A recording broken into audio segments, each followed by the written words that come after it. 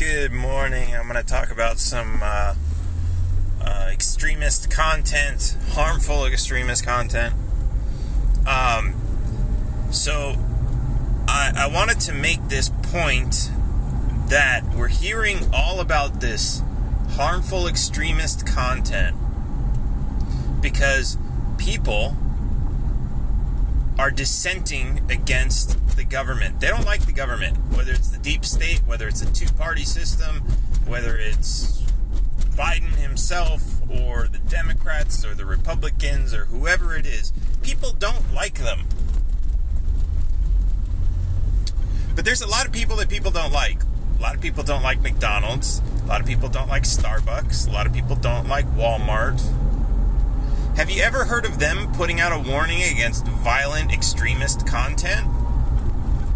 Have you ever heard of them partnering with a privately owned social media company to fight back against extremist content? No. And they're out there. PETA's out there. PETA's out there all the time, protesting and boycotting and everything else. But what are they not doing? They're not breaking into your house and killing you. They're not breaking into the wrong address and killing some poor unlucky bastard. They're not stealing from your paycheck. They're not forcing anybody at gunpoint to buy what they're selling. But the government, on the other hand, is. This is a very important distinction to make. Because a lot of people think, these guys, they want to get rid of the government. They want to use violence. They want to take up their arms. They want to protect their Second Amendment, which means they're going to use guns against the government. No, they want to use guns defensively. They don't want to attack the government. In fact, they'd prefer if the government were not involved in their lives at all. You can do that with Starbucks and McDonald's and Walmart. You can say, hey, I don't want to buy from you guys. I know your food is just a chemical cocktail of bullshit. I don't want it. I know you're harming the animals that you're serving. I don't want it. I don't want to pay for that. I don't want to fund it. But when it comes to dropping bombs on foreign countries, we have a gun to our head that says, pay us, we'll give you some roads. They're going to be shit roads. We'll give you some health care. It's going to be shit health care. We'll give you a bunch of stuff that really doesn't make your life any better. But you're going to give us all of your money. And we have no choice. Plain and simple. This is why people have so much resentment against the government that they're willing to start a revolution. Now, my point is this. If the government were really that worried about being overthrown, being violently attacked, or anything else, why wouldn't they just follow the laws of nature like everybody else and stop pissing people off, directly interfering with their lives in such a way that they would want to revolt in the first place? That's all you have to do. That doesn't mean we can't have an organization that builds roads. That doesn't mean we can't have an organization that has police, that looks for criminals and locks them up. That doesn't mean we can't have an organization that makes sure we have stable power and drinkable water in our taps and all these other things. It doesn't mean any of that. All it means is when your service becomes so shitty that you are absolutely deplorable in what you are doing, then we have the opportunity to stop paying you and pay someone else. I have a friend out in Texas who's petitioning right now because the government wants to tear down a city hall and rebuild it somewhere else. It's going to cost $35 million. Now, they did some sort of ballot initiative And they had something like 10 different plans on there that were going to cost different amounts of money. And all the taxpayers, by majority, voted down all of them. Except this one for City Hall.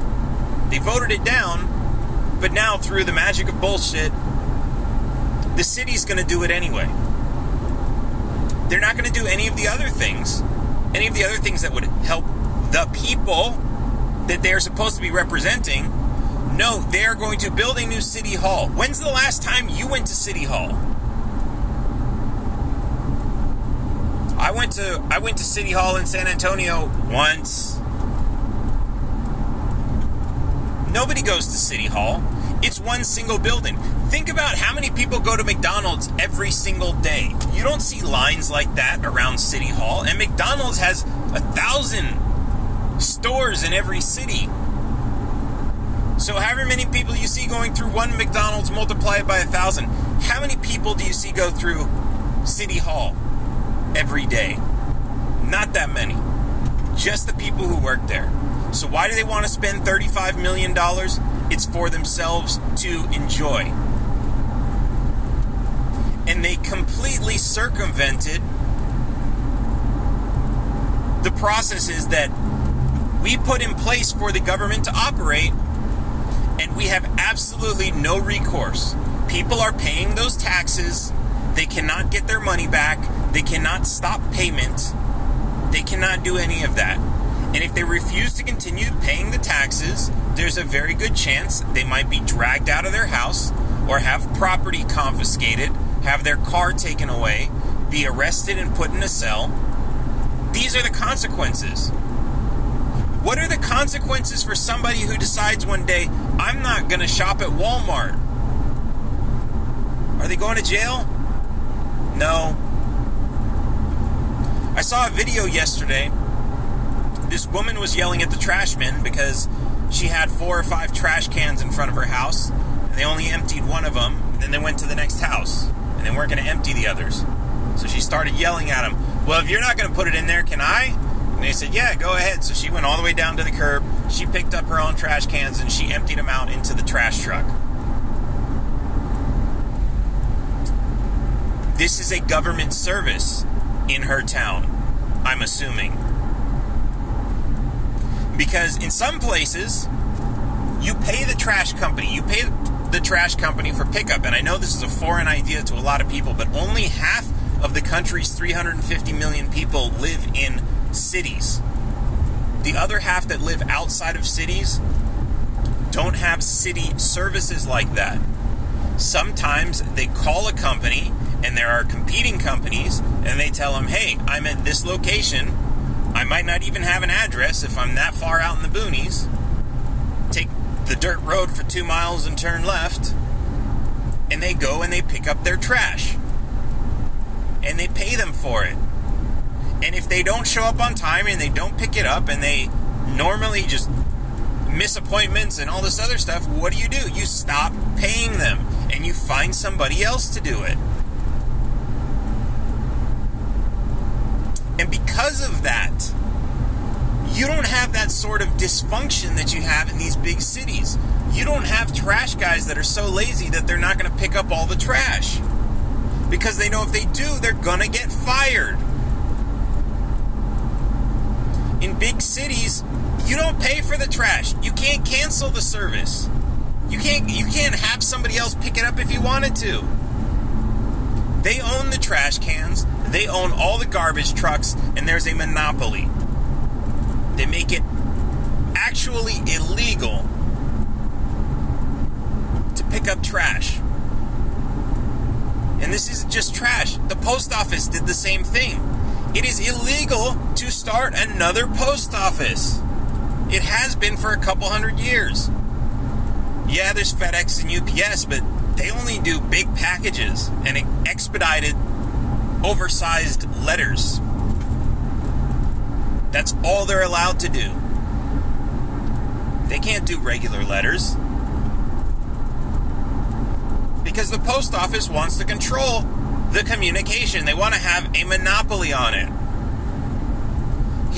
This is something they never actually passed, but something they tried to pass. Some idiot came up with it. An email tax. They wanted to tax every single email because the post office was losing money. Because people started using email instead of sending letters and postcards. They wanted to tax email. And if they had done that, what would you do? Sure, you could be an outlaw and try to find a VPN or a mail service that exists outside of the United States.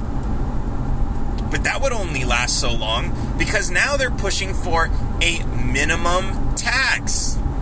What is a minimum tax? A minimum tax means, oh, hey, our taxes are too high and people are leaving the country. Let's force all the other countries to have higher taxes too, so that nobody wants to leave. That's what a minimum tax is. Oh, that place in the Caribbean sounds wonderful because they have lower taxes?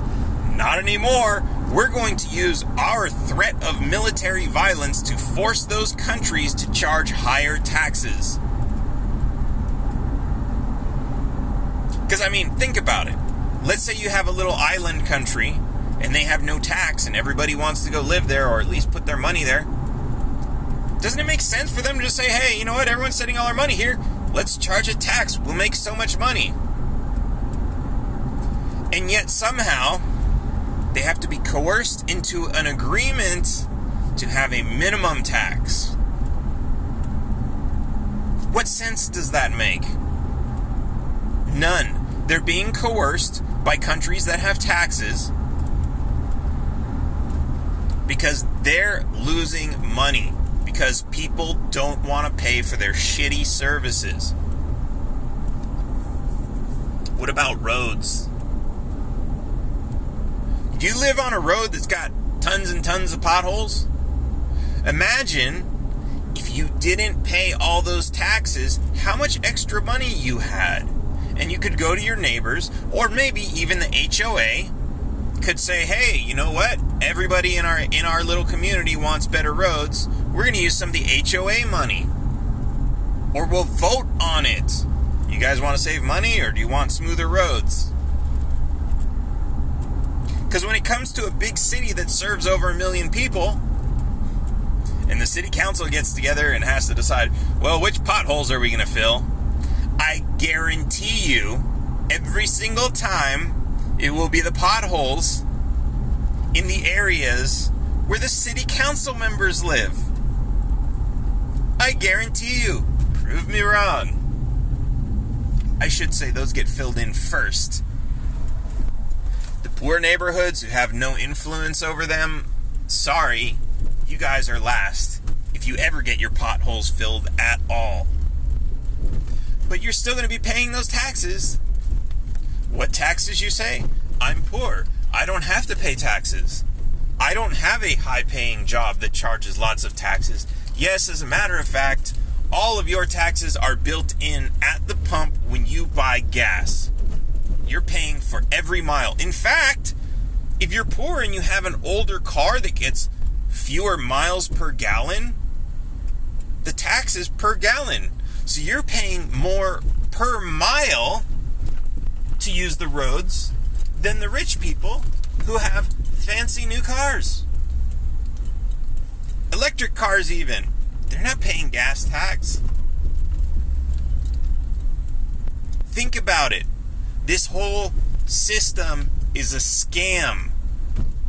And all that money you're paying in taxes, not only are you giving it to people to be the wonderful, benevolent custodians of your money, who don't give a fuck about you, with absolutely no return on your investment and no control over that return on investment.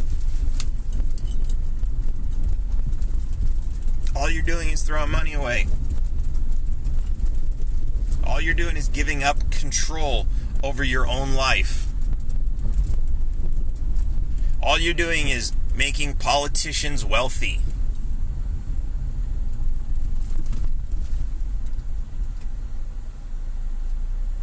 That's what you're doing, guys. Stop it. I see Fuck thine taxation, down with the feds. It's not just the feds. It's the states. It's the counties. It's the cities. Everybody has their hands in your pockets. Think about it. There are over 500,000 elected officials in the United States alone. 500,000 elected officials. They all have special programs and bullshit they want to do, and they all have to pay for it somehow. So every single one of them is trying to come up with a new way to get their hands in your pockets so they have money to do their stupid little projects. You are taxed on every level. It is absolutely ridiculous. Let me put this in perspective. Again, in 2019, the total American payroll was $8.5 trillion. That's a lot of money. The government took $7.5 trillion. That's 88%. 88% that they took without our consent. You remember the 1776, the Tea Party, the American Revolution, all this other stuff? That was over a 3% tea tax. 3%. And now they are taking 88% of everything we earn.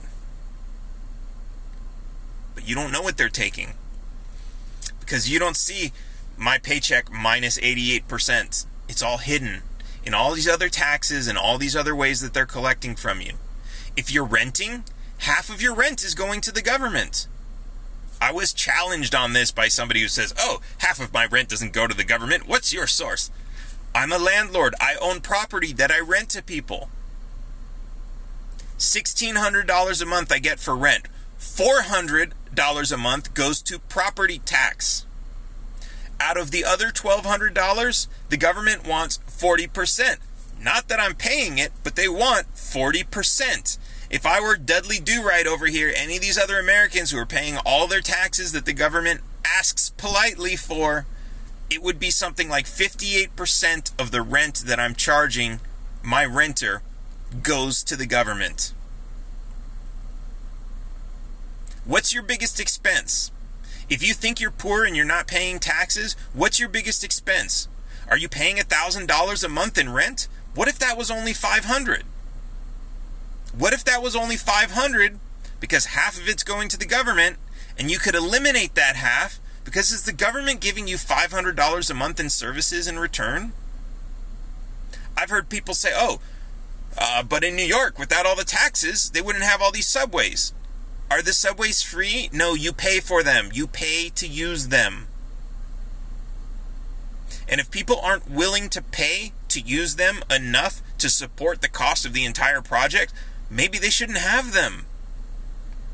People are going to say, but then the streets would be so congested. Yes, and that's why people would be willing to pay so much to use the subway. But here's the other thing. If they aren't willing to pay that much, sometimes what happens is they stop spending so much money on the project. Instead of, we're going to spend $50 million to repaint the insides of all of the tunnels because we need to keep our workers busy and we need to justify the expense of running this operation. We're going to waste a bunch of money repainting something that nobody is ever going to see. That's the kind of shit that happens when you're forced to pay for it with taxes. You don't see McDonald's coming out and doing unnecessary repairs to their buildings every single day. They'll still do the necessary repairs. Nobody wants to walk into a McDonald's on a hot day that has no air conditioning. Who's good? I'm going to go next door to Bob's little sandwich shop because he's got his air conditioner running. They do the necessary repairs, but government does unnecessary repairs. And the repairs that are good for you, they don't care about because they don't care about you. Sometimes these repairs, they're not for you. They're for the unions. They're for the jobs. They're for all this other stuff. Guys, wake up. Stop paying taxes. I'm not saying we have to get rid of every aspect of government. I'm saying it shouldn't all be one conglomerate organization, one entity, and we should not be forced at gunpoint to pay for all of it. If we don't want to give our money to certain programs, those programs should disappear. End of story. If we don't want to give our money to one of those programs, there shouldn't be some other organization that comes by at gunpoint and forces us to pay for those organizations. End of story. This is supposed to be a free country. It's supposed to be a democracy. And we're told, oh, yeah, but we get to vote. Yeah, but voting doesn't change any of that stuff.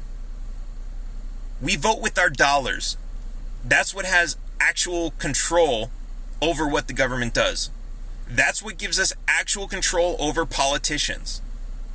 Our right to refuse to cooperate with the government.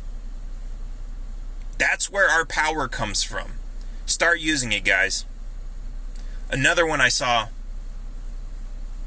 A guy got arrested for walking on the wrong side of the street. Of course, that's not why he was arrested.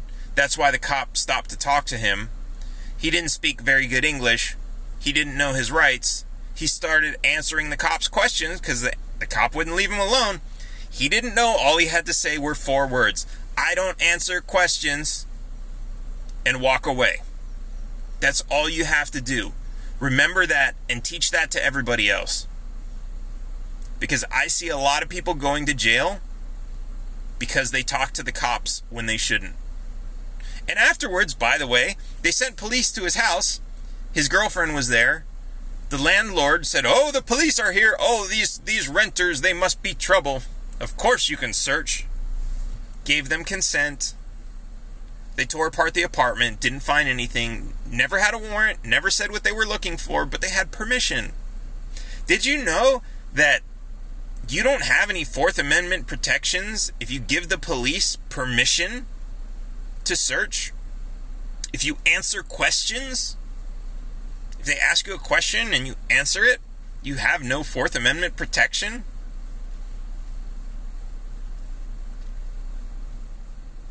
And you know what's so stupid about that Miranda case? So you know the Miranda rights, right? When they arrest you, you have the right to remain silent, blah, blah, blah, blah, blah. And people keep talking after that anyways. This is what's so stupid about that. You should know before you get arrested that you have the right to remain silent and shut the fuck up.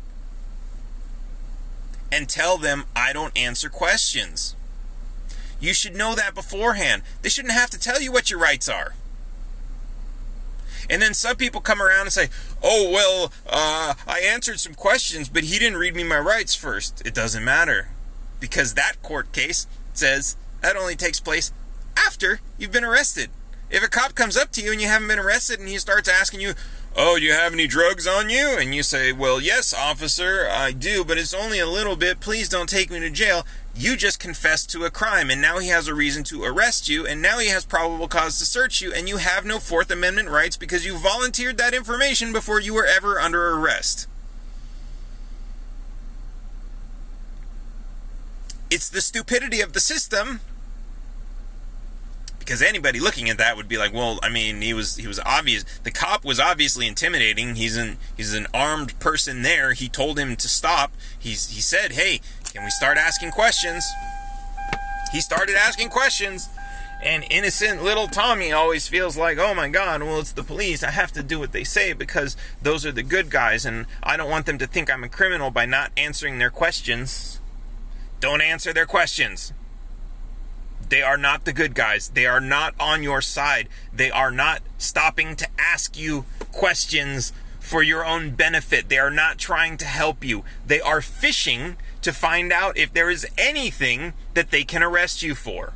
Stop cooperating with the police. Unless somebody has committed a crime against you. Hey, if somebody breaks into your house, sure, cooperate with the police. Hide your bongs first. Then cooperate with the police. Let them come in, let them take fingerprints, let them make a report. Of course, they're not going to actually do anything about it. There's very little chance they're ever going to find anything that was stolen from your house. Stolen cars, maybe. If you don't need their help, do not cooperate with them. They are not there to help. All right, guys, I'm done ranting for the day. I'll catch you later.